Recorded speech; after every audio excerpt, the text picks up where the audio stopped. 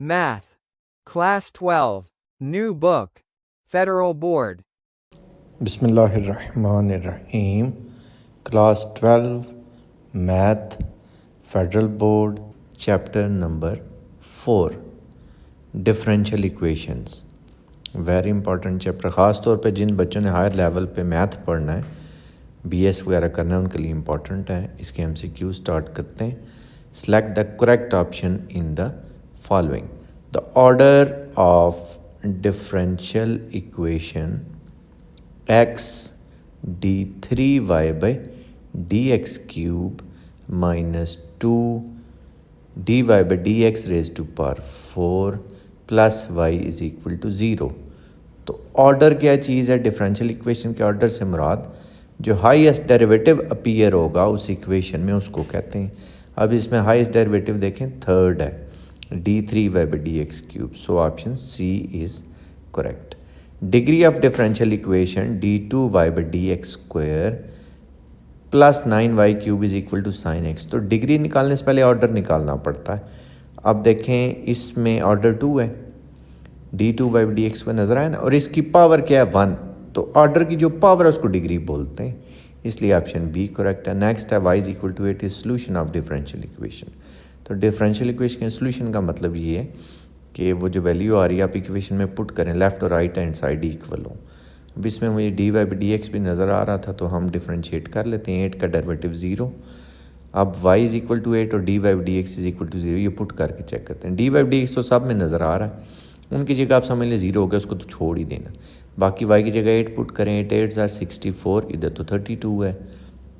8 6 ज़ार 48, ये भी ठीक नहीं है। 8 5 ज़ार 40, ये भी ठीक नहीं है, ये ठीक है। 8 4 ज़ार 32, left hand side is equal to right hand side, option D is correct. If F of X Y is equal to X cube minus Y cube over X minus Y is a homogeneous function of degree 2, option B इसका correct है। क्यों है ये मैं अभी आपको बताता हूँ।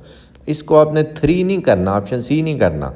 ये नहीं देखना कि हाईएस्ट पावर 3 है तो ठीक है जी, सी ठीक है ऑप्शन, ऐसा नहीं है। ऐसा क्यों नहीं है कि जहाँ पे एक्स होगा ना वहाँ पे आपने टी एक्स लिख लेना है।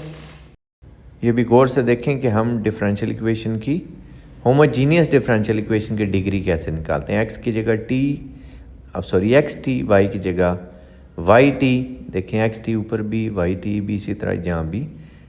अच्छा, अब आप क्या करें, टी कॉमन ले लें जहाँ जहाँ आ रहे।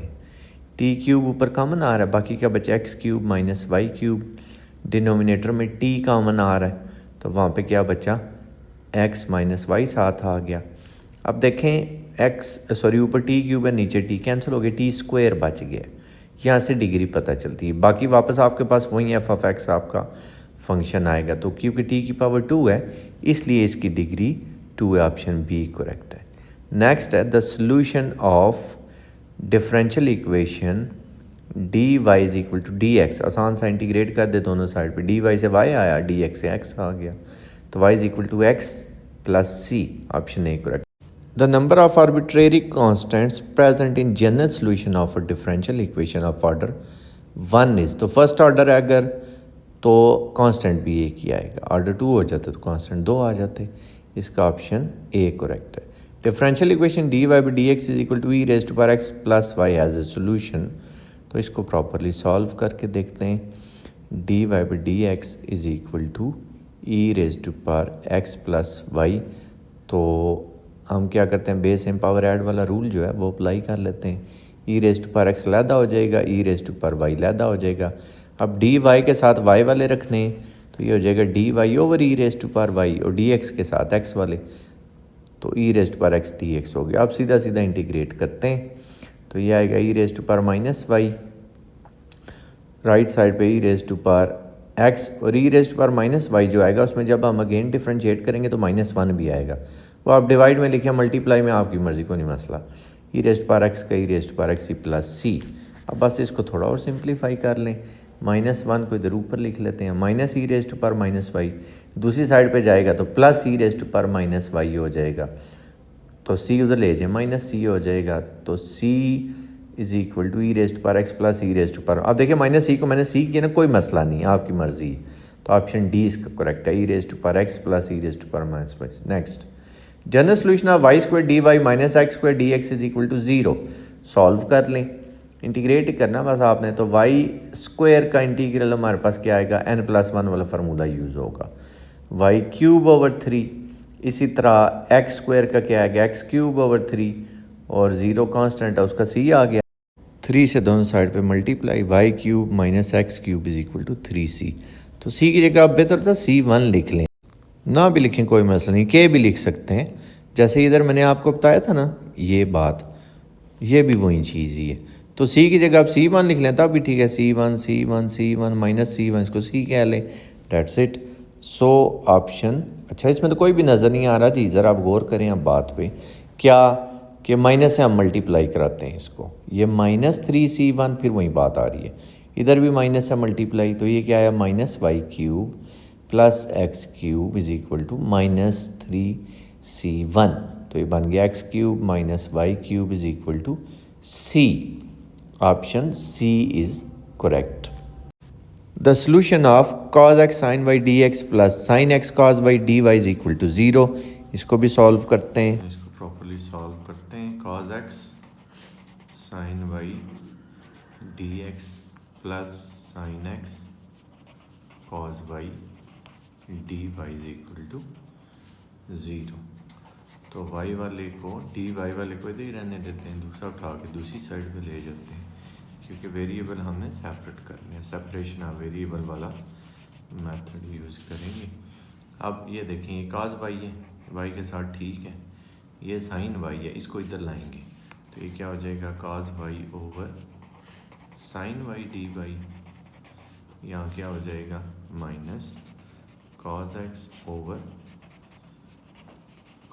sin x dx। इनको करते हैं इंटीग्रेट। अब sin का डेरिवेटिव cos ऊपर मौजूद है, natural log of sin y,